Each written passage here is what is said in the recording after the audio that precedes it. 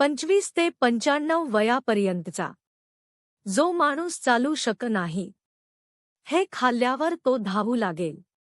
नमस्कार मित्रांनो, आपले सर्वांचे आमच्या अत्यंत खास व्हिडिओमध्ये स्वागत आहे. वय जसजसे हळूहळू वाढत जाते, तसतसे अनेकदा असे दिसून येते की माणसाच्या शरीराच्या कुठल्या ना कुठल्या भागात काही ना काही त्रास सतत जाणवत राहतो. कधी एखाद्या व्यक्तीला गुडघ्यांमध्ये तीव्र ताणल्यासारखी वेदना जाणवते, तर कधी हाताच्या मनगटात अचानक सुई टोचल्यासारखी वेदना सुरू होते. अनेक वेळा मानेत जडपणा आणि ताठरपणा जाणवतो, तर कधी कमरेत थोडेसे वाकल्यावर असे वाटते की सगळा भार तिथेच अडकून राहिला आहे. अनेक लोकांचे गुडघे असे वाटू लागतात की ते नीट वाकतच नाहीत, जणू सांध्यातील नैसर्गिक स्निग्धता पूर्णपणे संपली आहे. अशा परिस्थितीत बहुतेक लोक मनातल्या मनात चिंताग्रस्त राहू लागतात आणि सतत विचार करतात की त्यांच्या शरीरात असा बदल का होत आहे आणि यामागचे खरे कारण काय असू शकते. हा त्रास हळूहळू वाढत जातो आणि रोजची कामे करणेही कठीण होऊ लागते. आज मी आपल्यासाठी काही अतिशय सोपे आणि घरगुती उपाय घेऊन आलो आहे. हे उपाय आपल्या रोजच्या आहारात समाविष्ट केल्यास शरीराला आतून बळ मिळू लागते आणि अनेकांना लवकरच आरामही जाणवतो. या उपायांमध्ये कोणत्याही प्रकारची महागडी औषधे किंवा बाहेरील विशेष वस्तूंचा समावेश नाही. उलट, या अशा गोष्टी आहेत ज्या सहजपणे घरी किंवा जवळच्या बाजारात उपलब्ध होतात. यांचे योग्य आणि नियमित सेवन केल्यास शरीराला आतून मजबूती मिळते आणि कमकुवत होत चाललेल्या हाडांना पुन्हा आधार मिळू लागतो. आता हळूहळू समजून घेऊया की सर्वप्रथम कोणती गोष्ट रोज खावी आणि ती किती प्रमाणात घ्यावी. पहिली गोष्ट जी रोज घ्यायची आहे ती फक्त 1 चमचा इतक्या प्रमाणात घ्यायची असते. याच्या नियमित सेवनामुळे शरीरातील कॅल्शियमची पातळी जी हळूहळू कमी होत जाते, ती पुन्हा वाढू लागते. अनेकदा शरीरातील कॅल्शियमची कमतरता हाडे कमकुवत करते आणि त्यामुळे सांधेदुखीची समस्या वाढते. म्हणून सर्वप्रथम तीळ घेण्याचा सल्ला दिला जातो. तीळ मुख्यतः 2 प्रकारचे असतात: पांढरे तीळ आणि काळे तीळ. यापैकी कोणत्याही प्रकारचे तीळ वापरू शकता.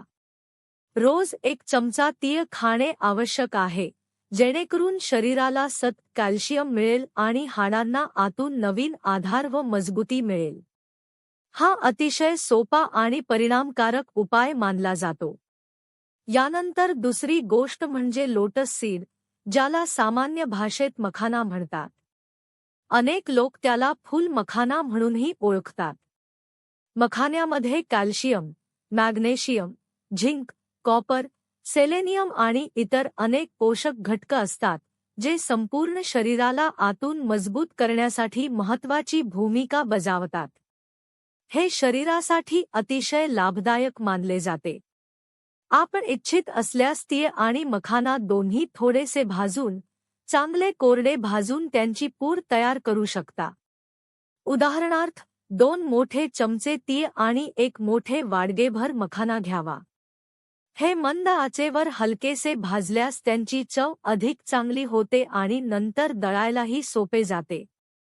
हा उपाय खूप उपयोगी मानला जातो. दररोज किमान 10 ते 12 मखाने खाणे फायदेशीर मानले जाते. हे शरीराला आतून पोषण देण्यास मदत करते. मखाना हा अतिशय पौष्टिक आणि हलका आहार आहे, जो सर्व वयोगटातील लोक सहज खाऊ शकतात.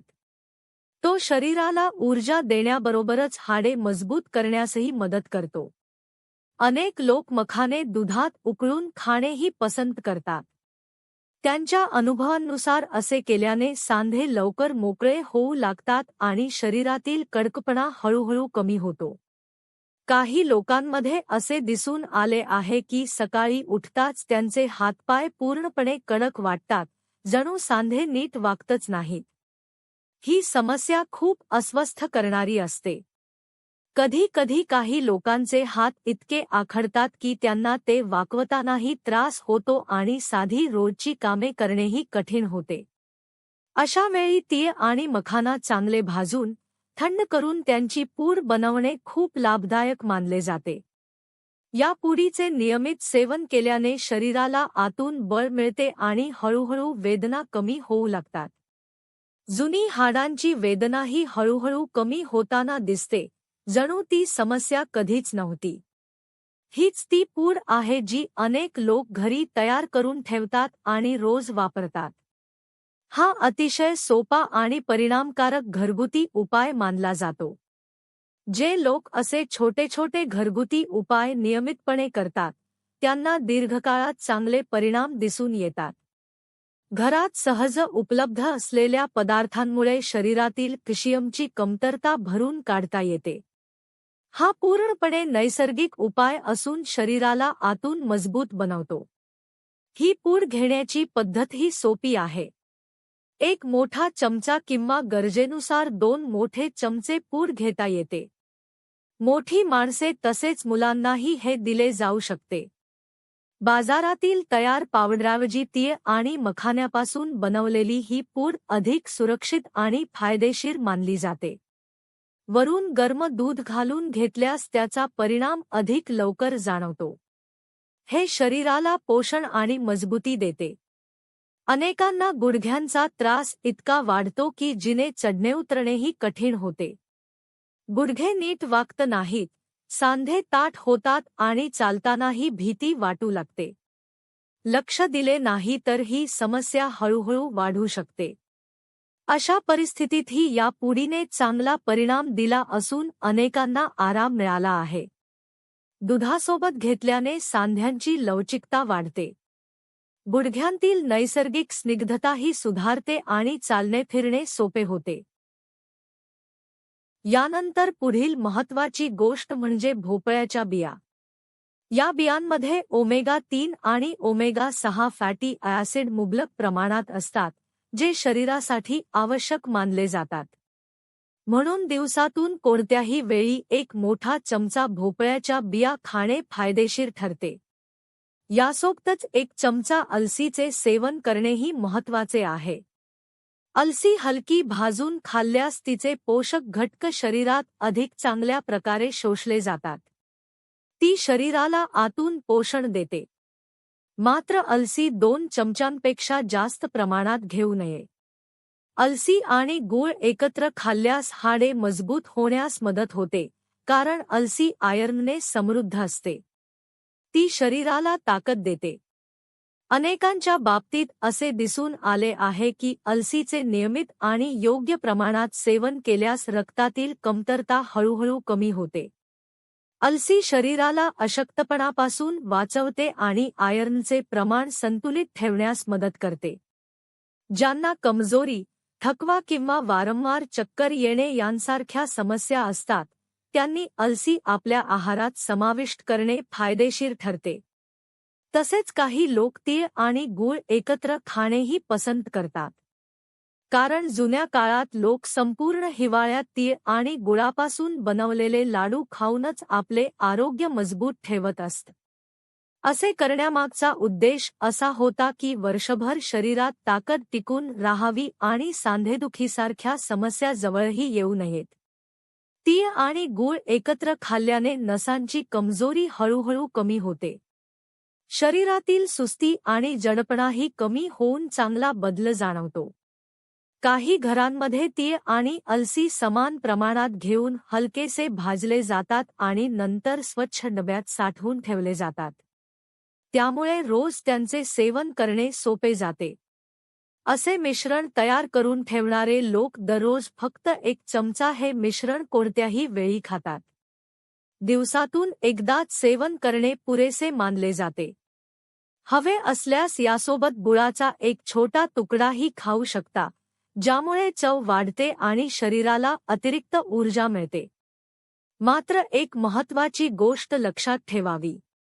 कच्चे तीळ आणि कच्ची अलसी खाऊ नयेत. हलके भाजल्याने त्यातील नैसर्गिक तेल बाहेर येते आणि शरीराला त्याचा पूर्ण लाभ मिळतो. त्यामुळे त्यांचा परिणाम अधिक प्रभावी दिसून येतो. कच्चे पदार्थ कधी-कधी घशात खवखव किंवा खोकला निर्माण करू शकतात. म्हणून ते हलके भाजून खाणे अधिक सुरक्षित आणि फायदेशीर असते. जेव्हा तीळ आणि अलसी कढईत भाजले जातात तेव्हा त्यांच्या हलक्या तडतडीच्या आवाजावरून मिश्रण योग्य प्रकारे तयार होत असल्याचे कळते. आवाज कमी झाला की गॅस बंद करावा आणि थंड झाल्यावर डब्यात साठवून ठेवावे. असे तयार केलेले मिश्रण अनेक दिवस टिकते आणि रोज सहज वापरता येते. ज्यांना चावण्यात त्रास होतो त्यांनी हे मिश्रण दळून पूड करून घ्यावी. ही पूड दुधासोबत किंवा गुळासोबत खाऊ शकता. हा उपाय सोपा आणि फायदेशीर मानला जातो. यानंतर अनेक लोक आपल्या आहारात समाविष्ट करतात ती गोष्ट म्हणजे चणा. भाजलेला किंवा फुटाणा संध्याकाळी हलकी भूक लागल्यावर खाणे उत्तम मानले जाते. तो शरीराला ऊर्जा आणि पोषण देतो. यासोबत गुळाचा छोटा तुकडा घेतल्यास चव वाढते आणि अधिक ऊर्जा मिळते.